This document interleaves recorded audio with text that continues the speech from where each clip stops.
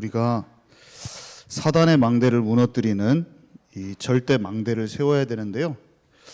그 절대 망대가 어떻게 시작되나?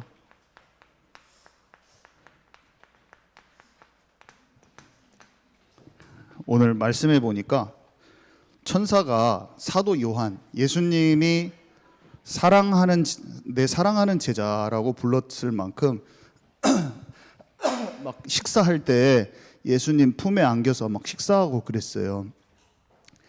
12 제자 중에서도 이 요한은 엄청 성질이 급한 사람이고 우레의 아들이라고 불릴 만큼 엄청 막 불같은 혈기도 많고 그런 청년이었는데, 이 사람이 다른 사도들이 다 순교당했잖아요. 다 순교당했거든요. 각각 나라로 흩어져서 복음 전하다가 거꾸로 십자가에 못 박혀 죽기도 하고 막 그랬는데, 사도 요한 같은 경우는 펄펄 끓는 가마솥에 들어갔다가 살아남아 가지고 죽이지 않고 반모섬이 있어요. 그 지중해 그 섬에 유배되어서 말년까지 늙어서까지 살아서 있다가 요한계시록은 지금 그곳에서 하나님께서 환상을 보여주시는 것을 내용을 적은 거예요.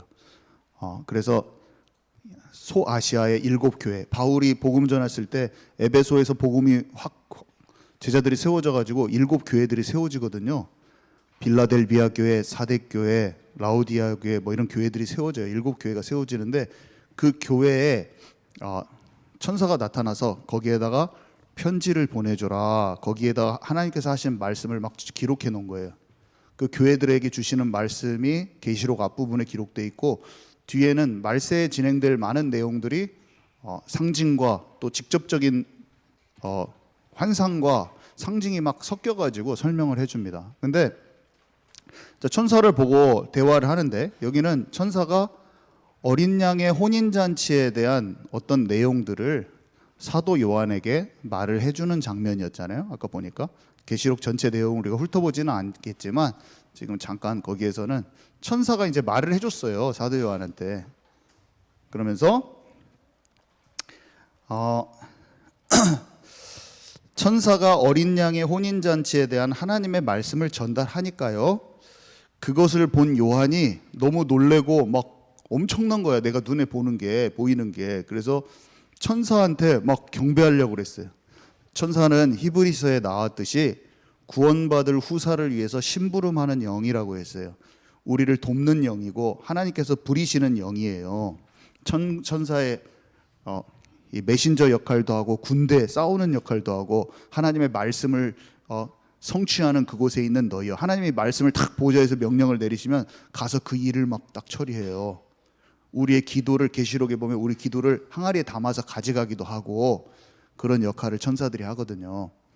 천사는 6개 날개가 달린 스랍 천사도 있고, 언약궤 위에 막 보좌에 바퀴 모양을 하고 눈 달린 그룹, 이런 천사도 있고, 사람 모양 청년의 모습으로 나타난 예수님 부활했을 때 거기에 있었던 사람 청년의 모습이었거든요. 사람같이 생겼어요. 흰 옷 입은 사람.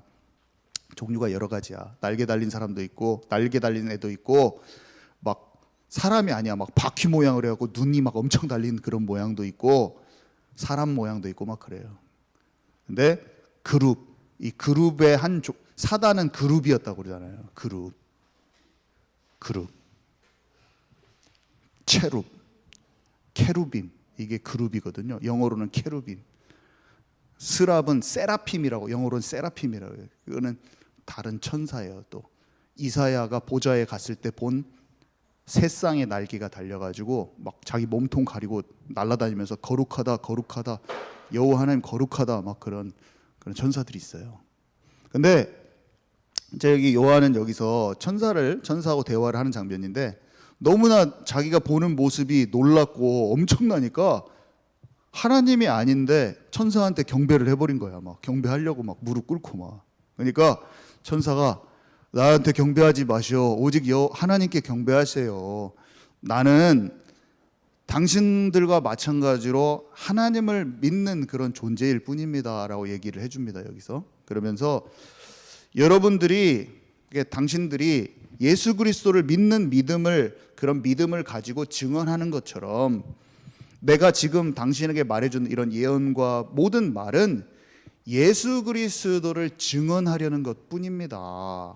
이렇게 설명을 해줘요. 내가 나를 경배할 대상이 아니고 내가 지금 말해주는 건 어린 양의 혼인잔치 총에서 이거를 통해서 예수 그리스도를 증언하려고 하는 것 뿐이에요. 그거는 당신이 예수님 믿은 간증을 말하는 거나 똑같은 거. 당신이 예수님 믿고 그리스도가 주인 되면은 간증거리가 생기잖아요. 내면의 변화도 생기고 성령이 나의 주인 된 그런 게 생기잖아요. 내 마음에. 예수가 그리스도라는 걸 알고 그리스도가 나의 주인 되면 내적인 큰 변화가 생기고 사람이 변화 바뀌어 버리거든요. 그것을 말하는 거나 똑같다는 거예요. 그리고 영어로 보면은 Testimony of Jesus Christ is the spirit of prophecy 이렇게 되어 있어요. 예수 그리스도를 증언하는 것이 예언의 영이나 마찬가지입니다. 한마디로 다르게 얘기하면 예언의 그냥 기초적인 것은 예수님을 믿은 것을 전하는 것 그거나 똑같은 거예요 라고 말하는 거예요. 지금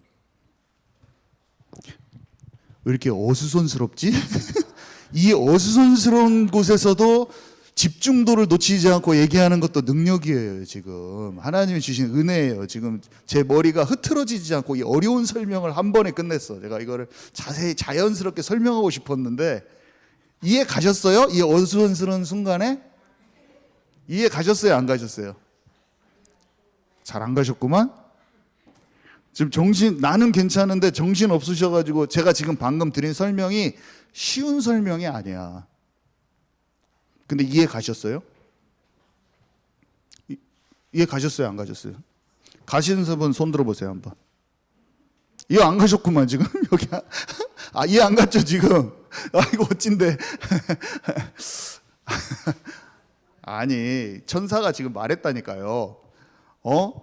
하나님의 말씀을 대언해 주니까 이 사람이 사도 요한이 놀래가지고 막 어쩔 줄을 모르니까 내가 당신에게 전해준 이 말이 별거 아니에요. 당신이 믿는 신앙 고백한 거나 내가 전해준 거나 똑같은 거예요. 이렇게 말한 거예요. 그래서 예수 그리스도를 진짜 믿잖아요. 그러면은 우리가 안에 증거가 생기죠. 증인이 되고 내 마음에 자꾸 예수님 믿어진 게 막 살아나거든요. 그것을 다른 사람한테 전달하는 것이 예언이나 마찬가지라는 거예요. 예언이 대단한 게 아니고 천사가 사람한테 갖다 준 그런 말이나 내가 예수님 믿어서 내 속에서 만들어진 살아계신 하나님의 증거들이 말해지는 거랑 똑같다는 거예요. 이해 가시죠? 네, 똑같은 거예요. 이거 별로 어려운 거 아니에요. 절대 망대의 시작은 다른 게 아니라 예수가 그리스도다라는 사실이 지식으로 남아있지 않고 그 그리스도가 나의 그리스도가 돼버리는 거예요.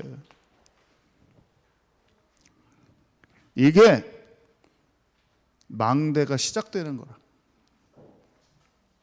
진짜 예수님 만난 그 내적 증거, 이게 진짜 있으면 시작되는 거예요. 자, 그래서 정말로 하나님이 보시기에 안타까운 사람은 누구냐면요, 내가 내 자신을 붙들고 있는데 모르는 사람, 자신에게 갇힌 사람이라고 해볼까요? 이 사람같이 불쌍한 사람이 없어요. 자기가 자기에게 갇혔는데 모르는 거예요. 또 흑암과 어둠과 이 귀신 세력과 내가 손잡고 있는데 합리화하고 있는 사람, 그것을 합리화하고 있는 사람만큼 불쌍한 사람이 없어요. 타협하고 있고 두 마음을 품은 사람같이 하나님이 보시기에 불쌍한 사람이 없어요. 세상에서는 불쌍하다고 생각하지 않아요. 그렇지만 하나님은 너무나 안쓰러워. 자, 그리고 세 번째, 작은 습관적인 죄. 내가 보기에는 작다고 생각해. 근데 그 습관적인 작은 죄가 하나님과의 관계를 분리시키고 있는 것을 모르고 있어요. 그것같이 안타까운 일이 없어요. 세상의 문화에, 우리 친구들 같은 경우는 세상의 문화에 동화되어 있는데 모르는 거야. 내가 동화되어 있는지 그 속에 빠져 있는데 동화. 모르는 거야. 정말 많은 친구들이 교회를 다녀요. 전국적으로 한국처럼 교회가 많은 데가 없어요. 반 친구들을 만나면 예수님 믿고 교회 다니는 친구가 많을 거예요. 나 교회 다녀. 나 무슨 교회 다녀. 무슨 교회 다녀. 근데 마음은 세상에 있는 영하고 똑같아. 하나도 하나님을 사랑하는 마음도 없고 세상 것이 훨씬 더 좋아. 세상 친구가 훨씬 더 좋고 그게 안 보이는 거예요. 그렇게 돼 있는 내가 만나지지 않는 거예요. 그런 내가 보이지 않는 게 너무나 하나님의 가슴이 아픈 거예요. 그래서 하나님이 보시는 나와 내가 보는 나가 일치가 되면은 치유가 일어나요. 하나님이 보시는 나는 진흙탕 투성이야. 막 더러운 게 많이 묻어 있어 몸에. 근데 내가 딱 거울을 보고 깨끗하네? 이 정도면은 뭐 괜찮아. 이렇게 되면 옷을 안 빨아 입어요. 옷을 빨아 입어야 되는데 자기 옷을 안 빨아 입는 거야. 성경에 보니까 하나님을 진짜 만나는 사람은 자기 두루마기, 자기 웃도리를 벗어서 빠른데요. 흰 옷을 입은대요. 흰 옷을. 근데 하나님이 보는 나하고 내가 보는 나가 다르면 안 빨아 입어 옷을. 옷에서 냄새가 나고 쉰내가 나고. 나는 왜 이렇게 옷만 반절만 입으면 이렇게 옷에서 쉰내가 나는지 모르겠어. 쉰내가 잘 나. 땀이 많이 나서 그런지. 내가 그만 알면은 되잖아. 옷을 딱 갈아입어야겠다. 근데 쉰내가 나고 옷이 막 때가 더러워졌는데 안 빨아 입는 거예요. 이게 딱 같아지면은 발견되고 치유가 일어나는 거예요. 가나안 땅을 제가 저번에 설명을 좀 했잖아요. 가나안 땅. 가나안 땅은 성경에서 말하는 가나안 땅은 지금 이스라엘 나라를 뜻해요. 그 땅이 이스라엘이에요. 지금 현재 이스라엘 나라거든요. 이 이스라엘 나라에는 예수 그리스도가 오셨죠. 그 나라에 성육신, 십자가, 부활 사건이 일어났어요. 우리가 너무 잘 알죠. 예수님이 거기에 성육신은 인간의 몸을 입고 와서 십자가에 매달려서 피 흘리시고 죽으셨어요. 그래서 3일 만에 부활하셨어요. 이 사건으로 말미암아서 우리가 살게 된 거잖아요. 그리스도의 직분을 완성하셨어요. 하나님이 아담에게 약속하신 여자의 후손이 이 예수 그리스도로 오셔서 하나님께서 우리의 모든 인간이 하나님 떠난 문제, 거기에 생명의 길을 열어주셨어요. 이걸 사실 우리가 잘 알잖아요. 이스라엘 나라에 예루살렘이란 데가 있어요. 우리 여기에 꼭 같이 갑시다. 우리 같이 갑시다. 딴 데는 안 가봐도 예루살렘은 가야 돼. 우리 꼭 같이 갑시다. 이렇게 길쭉하게 이스라엘이 생겼는데 이쪽에는 바다고 이쪽에는 사우디아라비아, 이란, 이라크 막 이렇게 되죠. 레바논 막 이렇게 나라들이 있는데 여기에 예루살렘이 있어요. 비행기 타고 가면 텔아비브라고 하는 공항에 여기가 있거든요. 텔아비브하고 예루살렘 사이에 벤구리온 공항이라고 있는데 벤구리온 공항에 내리면 텔아비브도 갈 수 있고 예루살렘에도 갈 수 있어요. 중간에 있다고 그래요. 저도 안 가봤어요. 여기 있대요. 근데 예루살렘이 너무 중요한 곳이야. 예루살렘이. 왜냐하면 예루살렘이 지도에 보면은 이렇게 옛 구 도시가 있고 지금은 이제 막 도시가 커져가지고 옛날 그 구 도시, 옛날 그 예루살렘 성 처음에 있던 그 옛 도시와 지금 확장돼서 큰 도시가 있는데 참으로 놀랍게도 이 구 도시 안에 갈보리산이라고 말하는 예수님이 십자가를 지신 곳 있잖아요. 갈보리산. 그게 여기 있어요. 지도를 보면. 인터넷 구글 지도 보면 여기에 시온산, 그 다윗이 뺏은 시온 산성 있잖아요. 거기가 예루살렘이야. 여기야. 바로 옆이 성전산이야. 성전산, 모리아산. 모리아산 아시죠? 아브라함이 이삭을 바친 곳. 여기가 성전산. 여기가 감람산이야. 이게 우리 한국 산처럼 생각하면 안 돼. 그냥 언덕이야. 산인데 저기서 헐쩍 사람이 금방 올라가가지고 사진 착 찍고 내려와. 산인데 언덕이야. 구글 맵으로 봤어요. 안 가봐가지고. 가보고 싶은데 가보고 말하면 얼마나 좋을까. 모르면서 이렇게 설명하기도 힘드네. 실감나게. 감람산 여기. 감람산에서 예수님이 40일 동안 나타나셨다 안 나타나셨다 하면서 제자들한테 하나님의 나라의 일을 말씀해 주시고 승천, 슉 하늘로 승천하신 곳. 500여 형제들이 하나님, 예수님 올라가신 거 보고 내가 올라간 대로 다시 여기로 올 거야 막 말씀하신 그 감람산을 보고 올리브산이라고도 하거든요. 감람산. 자, 한번 생각을 해봅시다. 감람산. 아까 이 갈보리산, 이게 갈보리산이 사람들이 갈보리산 위에 십자가 졌으니, 근데 사람들은 갈보리산이란 말을 단어를 많이 쓰진 않아요. 우리 찬송에는 나오지만 골고다라고 불러요. 거기서 골고다, 해골, 골고다가 해골이란 뜻인데 골고다 언덕. 그 사람들은 골고다라고 써 있어요. 거기. 같은 곳이에요. 감람산 아까 뭐라고 했죠? 올리브 나무이죠. 올리브산이에요. 감람나무가 올리브 나무거든. 감람나무, 한국말로 올리브를 한국말로 하면 감람나무거든. 마가다락방은 저기 딴 데 있을까요? 마가다락방도 여기요. 가면 다 갈 수 있어. 마가다락방이 여기쯤이라고 생각되는 데를 사람들이 후대에 카톨릭 교회에서 막 만들어 놨어. 진짜 마가다락방은 아니겠지. 다른 교회들도 마찬가지예요.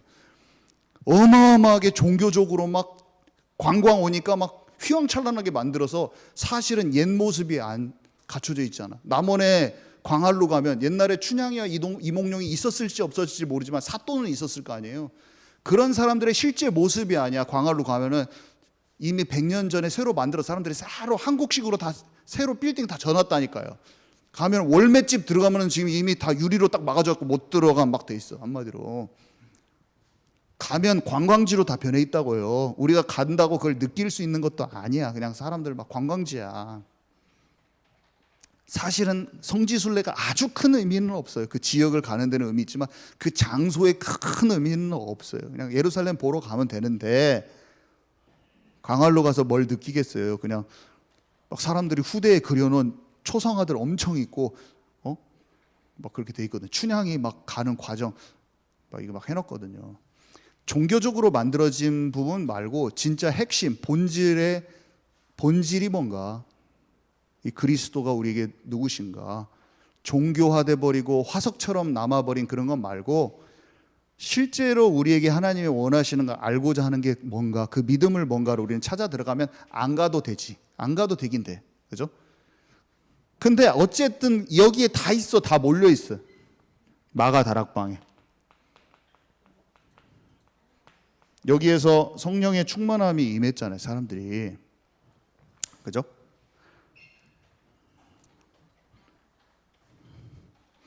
저는 이게 너무 재밌더라고요. 왜 이 예루살렘이 그렇게 중요합니까? 여기가 모리아산이고 그 성전산이라니까요. 왜 아브라함에게 하나님이 가나안 땅을 주신다고 하셨어요?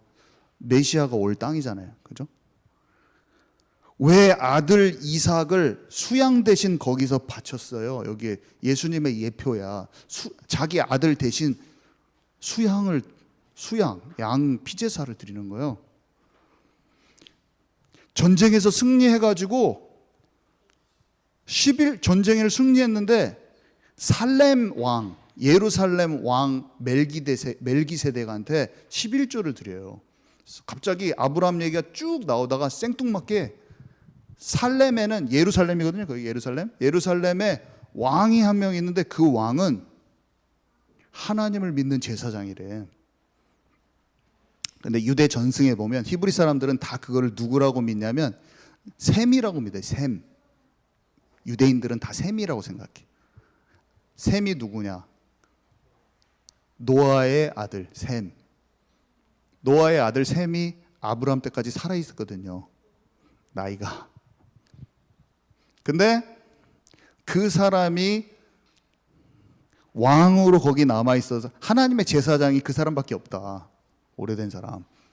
왕 같은 제사장, 하나님의 제사장에게 영적으로 하나님의 부르심을 받은 사람이 이렇게 했다라고 얘기합니다. 유대인들은 다 그렇게 똑같이 생각해요. 가능성이 있죠. 왜 하나님은 모세를 통해서 가나안 땅으로 백성을 인도하셨습니까? 여기가 지금 예루살렘이 모든 게 초점이에요. 왜 여호수아는 가나안 땅을 정복해 들어갔습니까? 왜 다윗은 왕이 되자마자 정복되지 않는 땅 여기를 공략하러 바로 들어갑니다. 여기를 찾으러 가요. 여기를, 예루살렘 여기에. 솔로몬은 왜 여기다가 성전을 져버렸습니까? 솔로몬의 진 성전의 위치가 여기라니까요. 여기 성전산, 모리아산 아브라함이 이삭 드린 그 산, 거기에다가 솔로몬이 성전을 지었어요. 그게 나중에 스룹바벨 성전이 되고 헤롯 성전이 되는, 스룹바벨 성전을 재건한 것이 헤롯 성전이라니까요. 예수님이 왜 이 성전을 무너뜨린다고 그랬어요? 왜 이사야가 바벨론이 와서 침공해서 부숴버린 데가 여기라니까요. 예루살렘 성, 이 성읍 여기를 다 박살을 내버렸어요.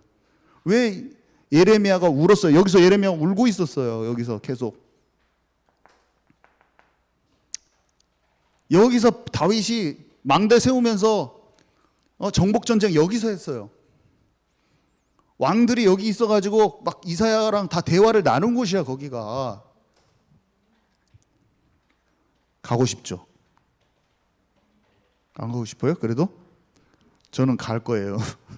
저는 갈 거예요. 예루살렘 구경하러 갈 거예요. 딱 생각을 하고 갈 거예요. 아, 이곳이 다윗이 있었던 곳이구나. 이곳이 솔로몬이 하나님께 기도했던 그곳이구나. 여기가 예레미야 선지자가 눈물로 이 백성이 돌아오기를 기도했던 곳이구나. 이곳이 예수님이 십자가에 못 박힌 곳이구나.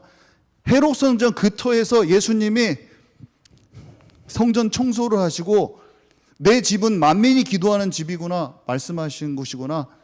이곳이 예수님께서 내가 암탉이 그 새끼를 모은 것 같이 얼마나 내가 모으려고 했냐. 너희들이 돌아오기를, 선지자들을 너희들이 그렇게 죽였어도 내가 너희를 얼마나 참아서 기다렸냐. 그곳이구나. 네가 이 헤롯 성전을 허물어라. 3일 만에 내가 일으키겠다. 그곳이구나. 그거 생각하면서 저는 갈 거예요. 예루살렘에 갈 거예요. 그래서 예수님의 생각을 묵상할 거예요. 다윗 왕이 하나님께 기도했던 것을 생각할 거예요. 솔로몬의 기도를 떠올릴 거예요. 그 자리에서 다시 생각해 볼 거예요. 성전 대신 예수 그리스도. 성전은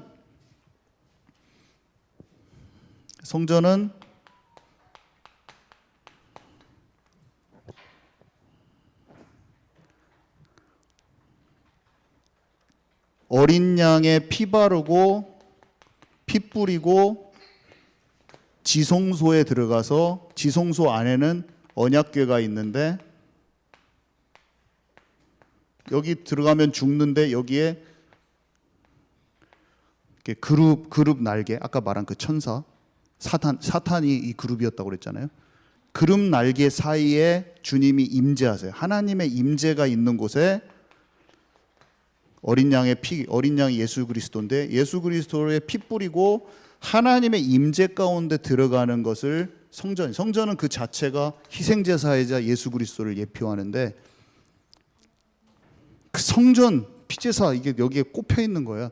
여기에서 예수님 바로 옆에서 죽었잖아요. 여기서 양을 수만 마리 잡고 있는 6월절 날 예수님 옆에 죽는지 모르고 종교 지도자 유대인들이 다 못 박이라고 죽였잖아요. 거기서 죽었잖아요. 양이 여기서 수만 마리가 잡아주고 피 비린내가 진동하는데 그분이 예수인지 모르고 여기서 죽었다니까 예수님이. 성전은 예수님의 피 바르고 대제사장은 인간의 대표야. 인간이 하나님의 임재 가운데 탁 들어가는 거예요. 근데 예수님이 뭐라고 말씀하셨냐면 성전에 돌 하나도 남김없이 딱 무너질 거야. 언약을 놓쳤어. 언약을 놓친 이스라엘 백성에게 온 인류에게 말씀해 주시는 거예요. 그래서 이 성전이 나를 의미하는 거다. 너희가 내 안에 이렇게 들어와야 돼. 나를 만나야 돼. 예수님 피 바르고 하나님의 임재 가운데 들어가야 돼. 하나님과 함께 하는 거야. 그걸 회복하는 거야. 라고 온갖 방법으로 말씀해 주시고 사람들이 이 성전의 비밀을 모르고 이방인의 뜰에서 장사했어. 이방인들이 다 와서 모르는 그 이스라엘 백성들이 아닌 사람들이 와서 거기에서 성전에서 이게 행해지는 이 모든 시크릿, 이 비밀이 예수 그리스도구나 알고 구원받고 그것이 이스라엘 백성 통해서 알려져야 되는데 엉뚱하게 장사만 해먹고 있고 기도는 안 되고 하나님 기도가 안 되는 기도를 막 가서 종교적인 기도를 하는 게 아니라 기도라는 것 자체가 하나님과 소통된다는 그 뜻인데 하나님과 소통이 단절된 상태로 기도가 안 되는 상태로 돈만 벌어먹고 있다는 거예요. 그러니까 성전이 이게 다 무너질 거야. 이렇게 말씀하셨어요, 예수님이. 그리고 성령이 너희에게 와서 이 성전은 나와 함께 하기 이함인데 성령이 너에게 올 것이다. 성령이 임재하는 그 장소가 네가 되는 거야. 뭐 이해가 안 가 사람들이. 하나님과 관계 속으로 종교적인 사람은 이것도 이해가 안 가고 저것도 이해가 안 가. 근데 생명 있는 사람은 이것도 이해가 가고 저것도 이해가 가는 거예요.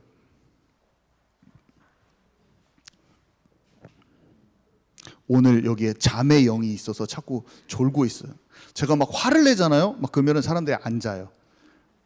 제가 막 화를 내잖아요. 막 여기서 율법주의적으로 막 아줌마씨 이렇게 하면 안 됩니다, 여러분. 죄를 짓지 마십시오. 여러분 막 정죄감을 주면서 하면 사람들이 잘 안 졸아요. 근데 여러분 이렇게 말하면 사람들이 자고 있어. 제가 보니까 한 두세 분이 너무 평안이 임했어. 지금 성령에 임해서 지금 평안이 임했어 마음에. 자면 안 돼요. 제가 부드럽게 한다고 자면 안 돼요. 제가 어떤 날은 부드럽게 했다가 어떤 날은 꽂았다가 막 하잖아요. 어떤 날은 제가 꽂잖아요. 하나님이 시킨 대로 하는 거예요. 오늘은 이상하게 하나님 부드럽게 하래. 내가 저기서부터 기도하고 있는데 준비해온 곳이 꽂아 넣는 건데 부드럽게 하래요 저한테. 성령의 음성을 제가 저기 뒤에서 찬양을 하고 있는데 하나님 저한테 위로 부드럽게 해라. 저한테 말씀하셨어요. 오늘 이상하게 오늘 부드럽게 어루만져 줘야 될 사람이 있나 봐요. 정말이에요. 찬양을 하고 있는데 준비한 게 꽂을 건데 꽂지 말아라. 진짜 꽂는 거 제가 이거 꽂는 말이야 말씀이. 근데 저는 성령의 감동대로 바로 직전에도 하나님이 바꾸라고 하면 바꿉니다. 진짜예요. 준비를 해와요. 30%를 하나님께서 말씀하도록 열어놓습니다. 항상. 그래서 영적 감동이 오는 순간 그대로 합니다. 근데 저에게는 오늘 말씀에 들어올 때 하나님 저한테 뒤에서 찬양하고 있는데 분명히 말씀하셨어요. 꽂지 말아라. 비수처럼 꽂지 말고 내가 진짜 함께하여 너에게 힘을 주고 반드시 인도한다는 메시지를 전해라 라고 제 말씀에 말씀하셔서 제가 말투부터 부드럽게 하면서 안 꽂고 있는 거예요. 꽂고 있는 거 한번 말해볼까요? 꽂는 자, 근데 놀랍게도 사람이 이 지성소 안에 임재 가운데로 들어간단 말이에요. 근데 이 사람 안에 예수님이 오신대요. 예수님이 오신대요. 너를 성전 삼고, 성령이 오신대요. 그리스도의 영이.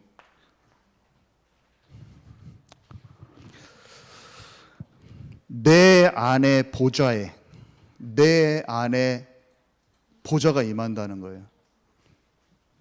여기를 보좌라고 부르거든요. 여기를 언약궤 위에 뚜껑을 갖다가 속죄소라고 불러요. 속죄소. 근데 여기에 하나님이 임재하셔서 모세가 거기에 들어가잖아요. 제사장도, 대제사장도 어린 양 피 뿌리고 들어가잖아요. 그러면 거기서 하나님이 직접 말씀을 해주셨어. 나 여호와가 말하노라 하면서 백성들한테 할 말을 막 말해줬어. 그게 지금 구약 성경에 써 있어요. 내가 거기에서 모세를 만나리라. 제사장도 들어가고 모세도 들어가서 하나님의 음성을 들어요. 근데 이제 들어갈 필요가 없이 모든 사람, 예수 그리스도 오신 다음에는 성령이 우리 안에 오신다. 그래서 성경에 뭐라고 써 있냐면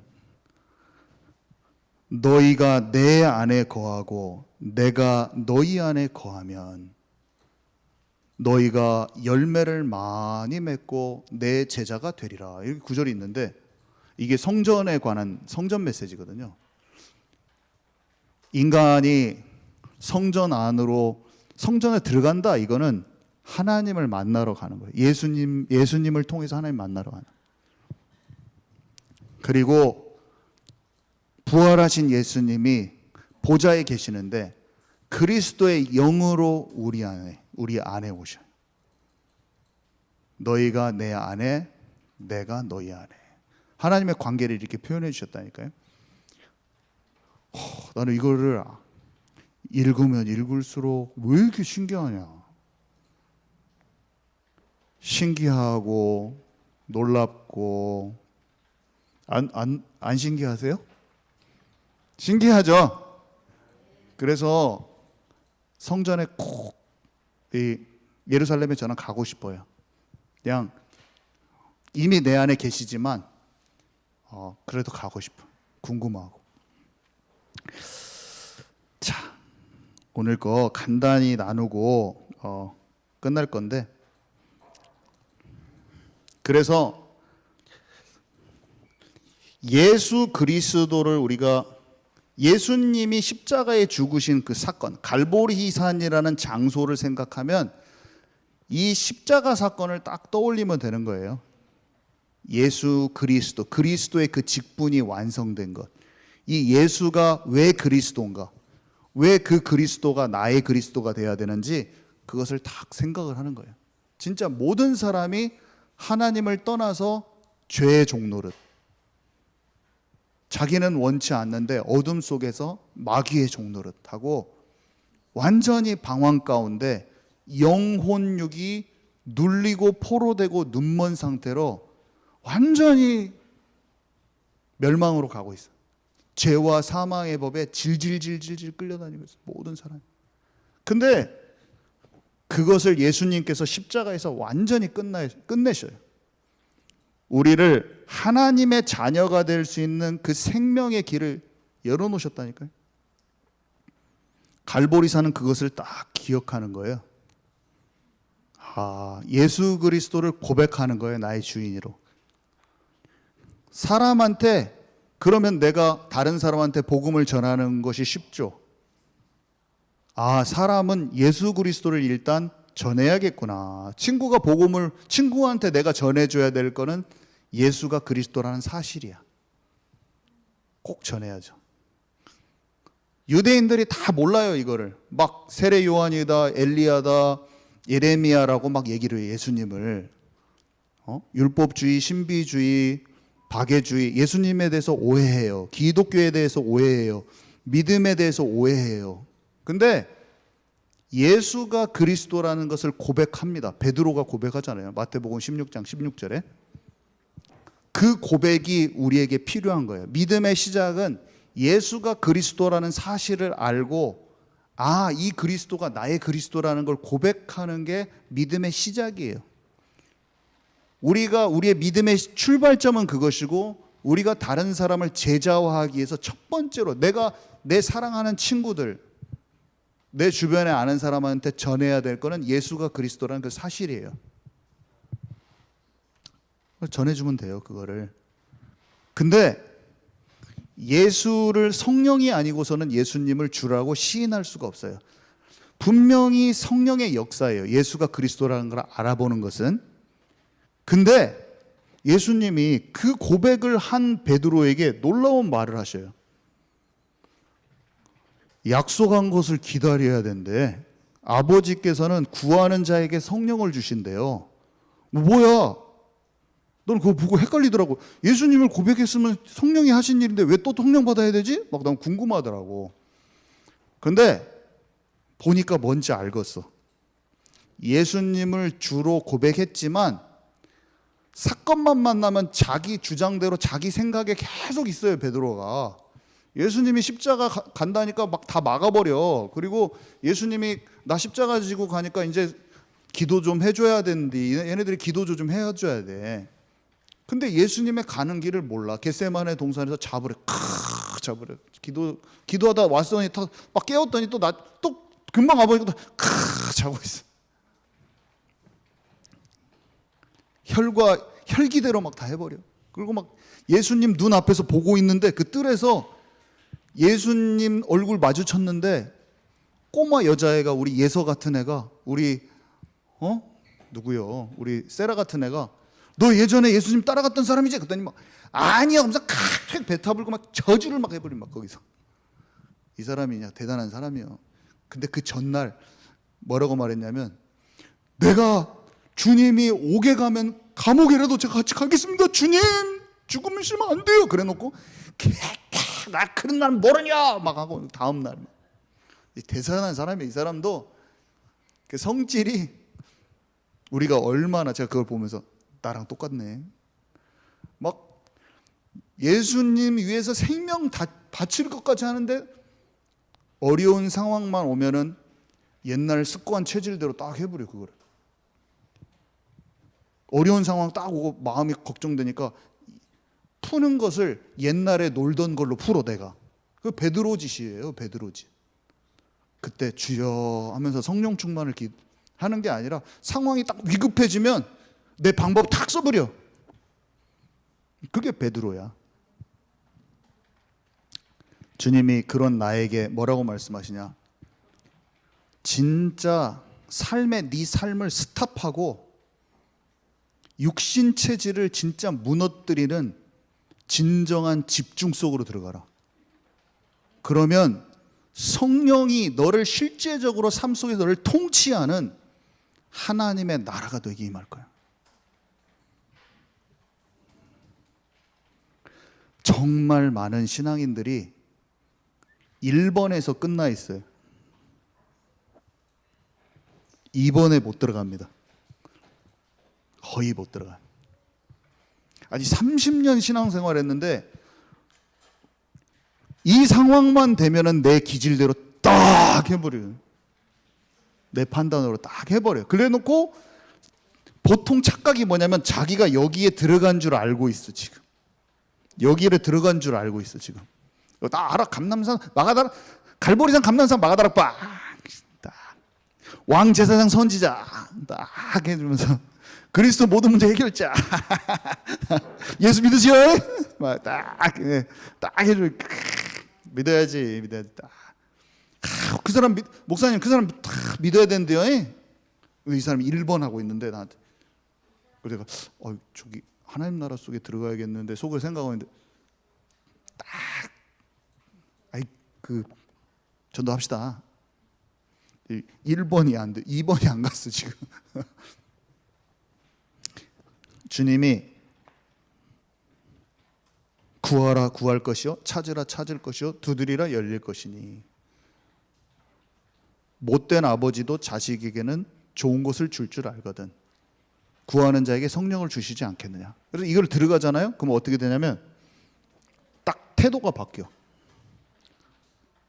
영적으로 딱 알아지거든요. 딱 알아, 영이 딱 열려요. 그래서 막 방언 터지고, 방언 터진 사람 보고, 방언 자체가 기준은 아닌데 영적인 현상을 보고 알아봐 버려요. 옛날에는 술 취했다고 평가하고 막 잘못됐다고 평가하던 베드로가 이거는 성령이 임한 거야. 막 영적인 것을 다 알아봐.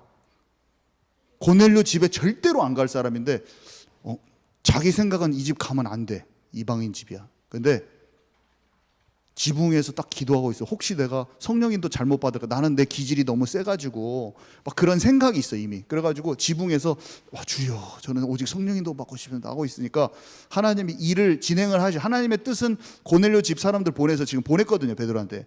베드로는 절대로 그걸 안 갈 사람인데 마음 자세가 어떠냐면 오직 성령인도, 오직 성령인도. 나 진짜 육신 체질 많아.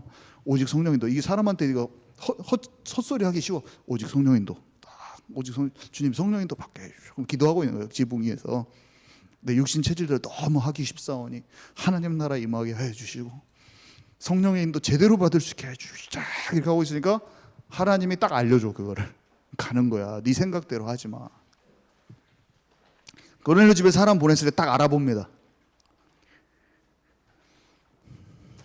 요한하고 제9시 시간에 정확하게 기도하라고 해요. 기도가 아니고서는 자기가 전도가 안 된다는 걸 딱 알아요. 예루살렘 전체가 3천 제자가 돌아오기 전에 뭘 하고 있냐면 전도하러 간 게 아니에요. 전도하러 간 게 아니라 기도하러 가요. 베드로하고 요한이 기도하러 가요. 제9시 시간에 기도하러 가요. 왜 기도하냐면 진짜 성령 인도가 아니면 전도 안 돼요. 이건 전도가 되는 거 아니에요. 우리의 힘으로 되는 게 아니지. 가는데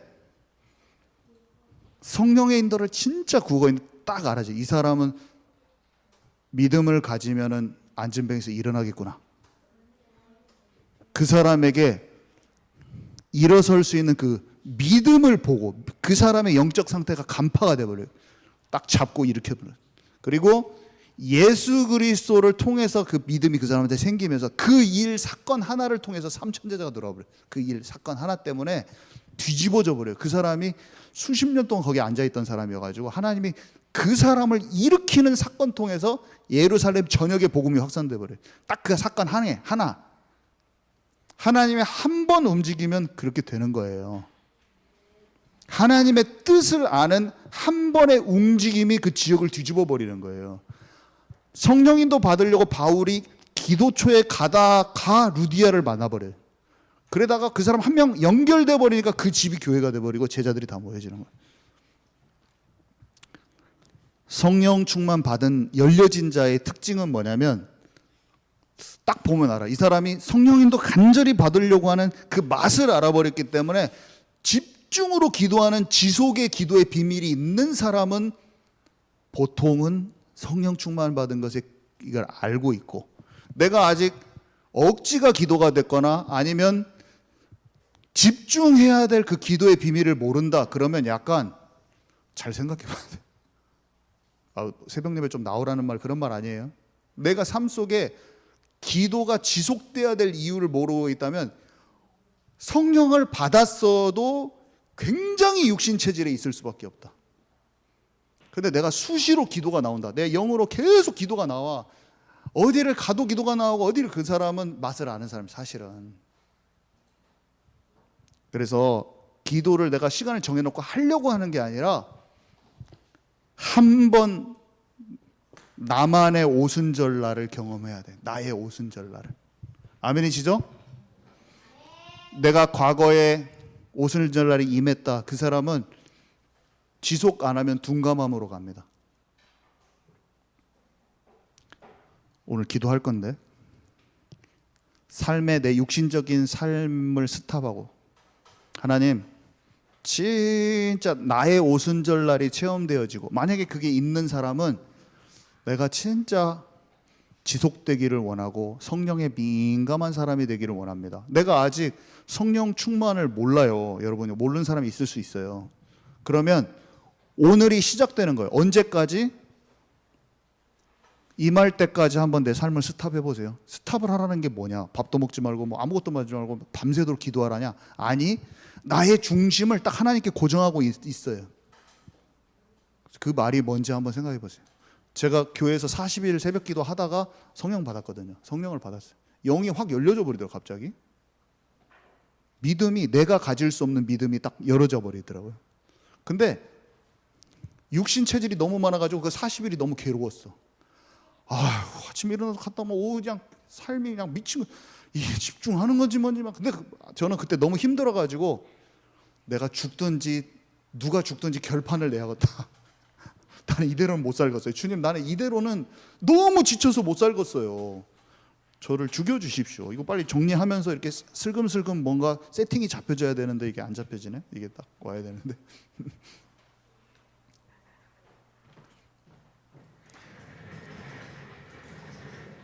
나를 완전히 내려놓고, 여러분 됐다고 생각하지 말고 끝장을 봐야 돼요. 끝장. 무슨 끝장? 아버지께서 약속한 걸 기다리라 해서 그 사람들이 마가다락방에서 집중 시작한 거예요. 저는 이게 32살 때 왔어요. 32살 때 처음으로 체험했죠. 처음 체험하고 한 달 동안 성령 충만이 마가다락방에 임한 게 뭔지 그냥 알아버렸어요. 완전히 성령이 내 몸에 완전 충만한 상태로 며칠을 가버려요. 40일 정도 가더라고요. 거의 한 달 조금 넘게 가더라고요. 성령 충만한 것이 내 의지와 상관없이 한 달이 넘게 갔어요. 저는 그냥 아침부터 저녁 때까지 오직 하나님만 생각하고 있어요. 24시간. 근데 이게 육신 체질이 그 다음부터 하나님 딱 보여주신 다음에 나를 이제 치유해 나가기 시작하더라고요. 내 육신 체질이 다시 싹 올라오더라고요. 근데 그때부터는 지속하는 기도가 아니고선 도저히 안 되더라고요. 그래서 매년 치유가 되더라고요. 쭉 치유가 되더라고요. 어린아이에서 점점점 치유가 되더라고요. 여러분 어떻습니까? 여러분 이걸 진짜 경험하셨습니까? 이걸 진짜 경험했습니까? 저 질문하고 싶어요. 개인의 성령 충만 진짜 임했습니까? 사람이 완전 바꿔요. 저는 그날 이후로 박사를 다 그만둘 만큼, 내 평생에 매일매일 전도할 만큼 제 자신이 송두리째 바뀌어버리는 거예요. 이 세상이 진짜로 어둠 가운데 있고 저는 완전히 다른 사람으로 바뀌었어요. 여러분 이걸 갖고 계실 수도 있고 알아가는 과정에 있을 수도 있고 그래요. 오늘 기도해야 돼요. 내가 성령이 내 안에 계시고 성령 충만한 것을 맛을 봤다 할 정도로 나는 들어가요. 나는 깊은 기도가 됩니다. 우리 경찬 형제 나와서 찬양 딱 하고 우리 기도할 때 좀 5분 10분 딱 기도하는 거예요. 하나님, 나의 오순절이 진짜 임하기를 원하고 나는 이걸 지속하기 원하고 성령 충만의 지속적인 삶을 저는 체험하고 싶어요. 우리 한번 같이 기도하도록 하겠습니다.